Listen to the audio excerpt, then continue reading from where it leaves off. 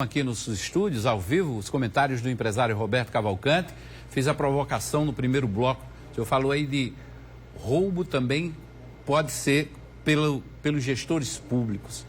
E essa corrupção? As pessoas já também se acostumaram com isso?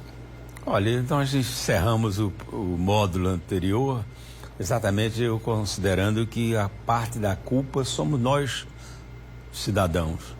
Você que está em sua casa, você que está no seu trabalho, nós somos em parte culpados. Por que isso?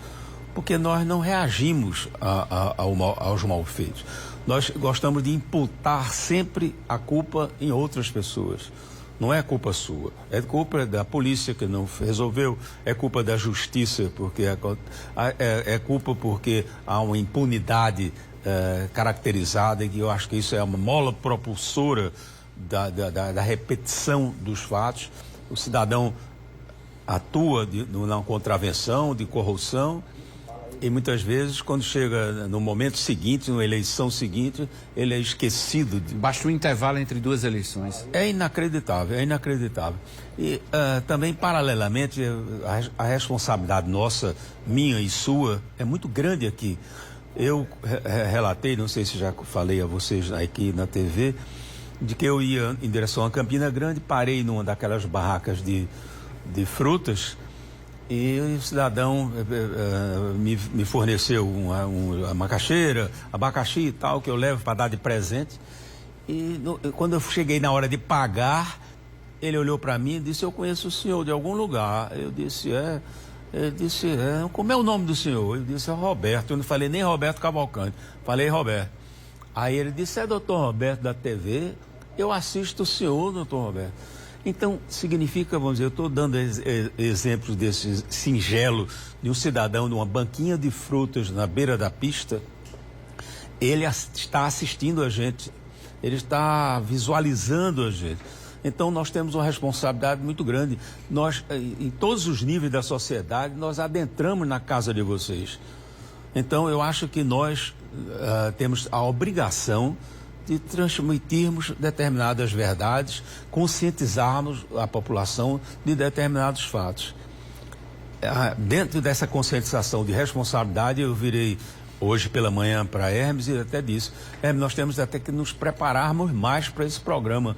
Por quê? Porque é uma responsabilidade muito grande. Nós estamos assistidos por muita gente. Exatamente. Não é verdade? Exatamente. Então, foi uma coisa de Deus. Coisa assim inacreditável. Eu estava com minha secretária e peguei uns documentos que eu estou guardando, rearquivando, e são documentos antigos. E peguei um jornal do Senado Federal, chamado Jornal do Senado, Brasília, quinta-feira, 24 de agosto de 2006. 2006 significam quase 16 anos atrás. 15 anos e alguma coisa, isso, pelo menos, nós estamos assegurados. A manchete que tem aqui é: Roberto Cavalcante propõe 3 vacinas anticorrupção. Vê que coincidência 3 doses de tema. Eu mesmo estou acostumado a chegar hoje na rua e dizer: olha, eu já tomei as 3 vacinas, já tive Covid e tal.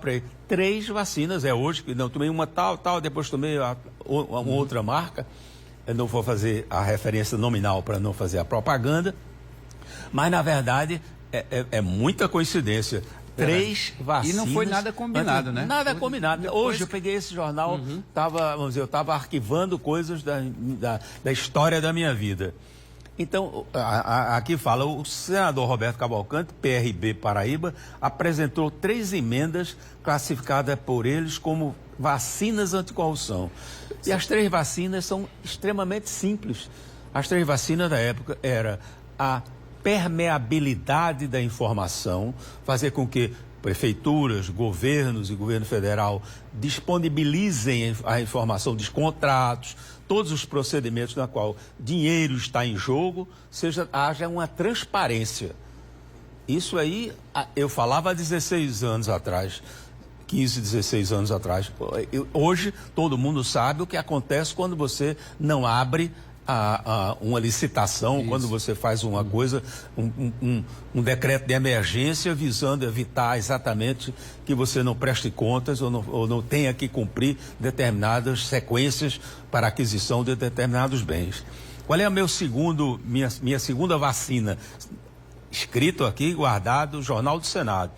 É a liberdade de imprensa. Fundamental. Se nós não tivermos esse direito que estão fazendo nesse momento de falarmos o que desejarmos, é impossível você ter um país que seja um país na qual esteja trabalhando anticorrupção. Não é verdade? É verdade. Então, não há fora você ter a liberdade e, por fim, eu coloco a terceira dose, a impunidade. Você que assiste o bandido repetidamente fazer determinados fatos e você julga que a culpa é da polícia, a culpa é do judiciário, a culpa é de alguém, da classe social a quem o bandido... Mas é errado. Está visto de que nós, cidadãos, somos os grandes culpados, porque nós não somos seletivos. Nós não somos seletivos, nós somos capazes de repetidamente em eleições votarmos, já está trabalhando com dinheiro público, nós votarmos em parlamentares, em gestores públicos que tenham um histórico de corrupção. Na hora que você vota num cidadão que tem um histórico de corrupção, qualquer que seja ela, você automaticamente está fomentando a impunidade, porque aquela impunidade que você espera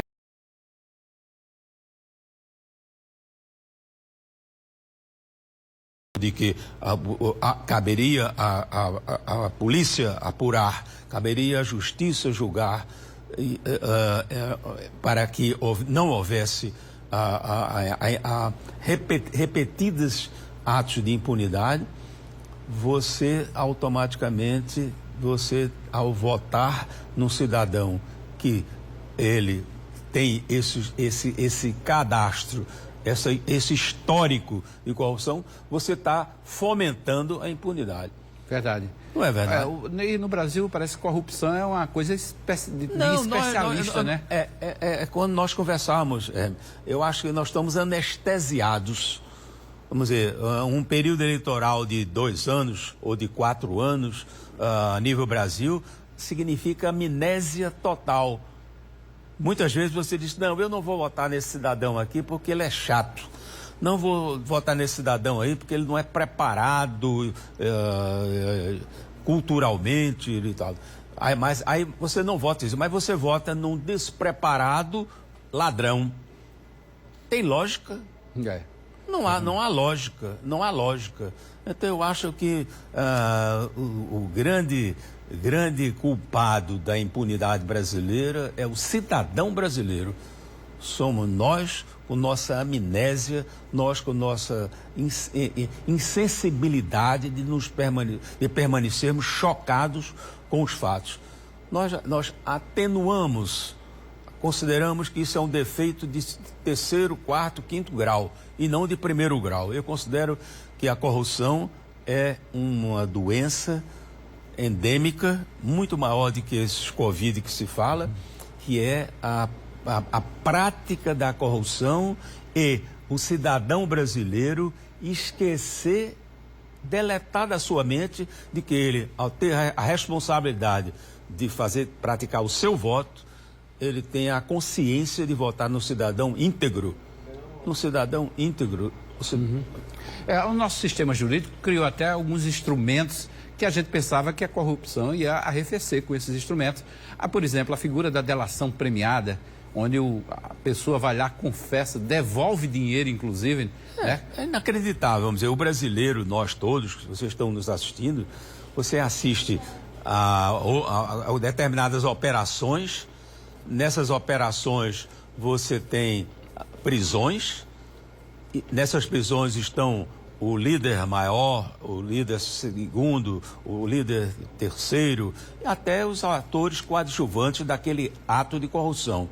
E um determinado cidadão diz, eu quero ter minha pena atenuada. Isso antigamente não existia. É um fato relativamente novo. Ele diz, não, eu quero trocar a minha pena, minimizar a minha pena, desde que eu conte todos os detalhes do crime. E assim faz. Devolve muitas vezes milhões de reais aos cofres públicos, fruto daquele roubo que ele fez em parceria com o gestor público. E isso não pesa. O que acontece é que há um atraso no julgamento. Muitas vezes o crime prescreve por causa desse atraso de julgamento, e o bandido maior, ele passa impune, ele passa imune ao que deveria ter de pagar pelo seu crime. Exatamente. Então, a coisa para mim mais chocante é que quando começaram a aparecer essa prática da delação premiada, eu comigo mesmo pensei, está vendo uma coisa? Agora, quem praticar uma corrupção vai saber que está exposto irreversivelmente, porque é uma prova, vamos dizer, a prova dos 9, é uma prova que não tem dúvida de que está certo.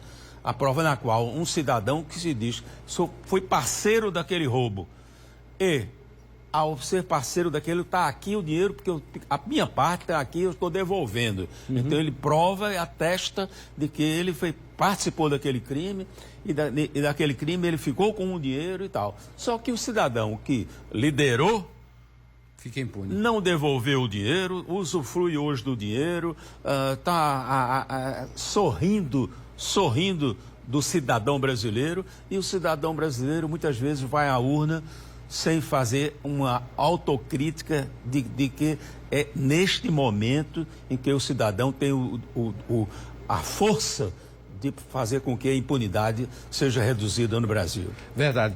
Já que o senhor falou da nossa responsabilidade perante a opinião pública, citou até o caso desse senhor, desse comerciante, na beira da estrada, da BR e tal, também trago-lhe aqui alguns comentários e lembranças da praia. O doutor Agripino, que é coronel da PM e diretor do Hospital Edson Ramalho, e sua esposa Manaíra, disseram que não perdem aqui os comentários de Roberto Cavalcante, as entrevistas nas terças-feiras. E eu recebi uma foto de uma pessoa que era um operário de fábrica, lá também na praia. Vou mostrar aqui a foto para ver se o senhor se lembra dessa foto aqui. É surpresa para o senhor, não tinha lhe dito. Tem esse rapaz aí do meio, não é? E tem esses dois senhores, esse menino aí do meio. E esses dois senhores aqui. Eu vou lhe refrescar a memória. Essa foto aqui é Antônio Closer, é esse que está aqui. Isso, da Antártica. Da toalha. A época, Closer, toalha. E o contador da toalha também, que é o José Carlos, é esse de bigode que está aí no outro lado, né? Acompanhado aí de Roberto Cavalcante. E essa foto foi trazida gentilmente por Anacleto, que trabalhou 32 anos na empresa Toalha e tinha essa foto nos seus arquivos pessoais. Show. Isso aqui foi nos 100 maiores de 1986. Que bacana. Então, hoje nós estamos resgatando ele história. E eu sou mensageiro aqui da foto, que é a foto impressa, né? A foto... hoje nós estamos resgatando histórias, né? Histórias aí. Um 24 de agosto de 2006 Isso. E uma foto de 1986. Exatamente. Tá vendo? Tá vendo? Você veja como eu sou rodado, né? Então, já estava aí de traje profissional, que era o paletó, gravata. Hoje já aboli um pouquinho a gravata. É verdade. Pois é. E assim a gente encerra aí os comentários de hoje. E relembrando a você, pela sua corresponsabilidade, a nós todos que fazemos esse programa, da responsabilidade para com nossos telespectadores, no sentido de trazermos assuntos que são assuntos, na verdade, construtivos, otimistas, para fazermos com que a gente tenha um país, tenha um estado, tenha uma cidade que seja encantadora nos 360 graus. Ok. Quinta-feira de volta aqui. Boa tarde. O